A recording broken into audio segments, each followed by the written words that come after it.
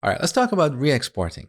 With re-exporting, we can have a single module combine the exports of different modules. Let me show you. So here in the source folder, let's add a new folder called shapes. Then we move the shapes module in this folder. Now look at the shapes module. Currently, we have defined both these classes in the same module, and there is nothing particularly wrong with this, but as these classes get larger and larger, this module becomes harder to maintain. In that case, it's better to split this module into a few different modules. So now let's put the cursor on each class and move it to a new file. Good, and one more time. Okay, so now in the shapes folder, we have two extra files, circle and square, and the shapes module is empty.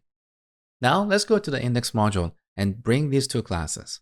So first we import circle and then square. Now, there's nothing significantly wrong here, but what if we had 10 types of shapes that we had to import on the top? We would end up with 10 import statements, right? This is where we can use re-exporting to combine all these modules into a single module, and then we'll import only that single module here. Let me show you. So back to the shapes folder. First, we rename shapes.ts to index.ts.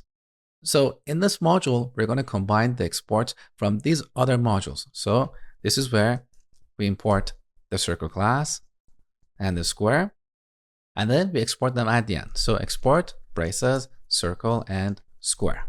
Okay.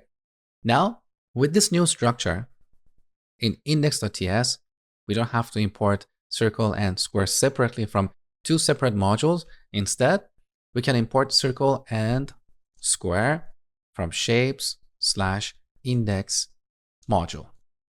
That is better, right? But we can take this to the next level. We don't even have to type the index module. So we can simply import them from the shapes folder, or sometimes we refer to this as a package. So shapes package. Now here we have a compilation error saying, cannot find module shapes. Did you mean to set the module resolution option to node or to add an alias to the paths option? To fix this problem, we have to go to our tsconfig file.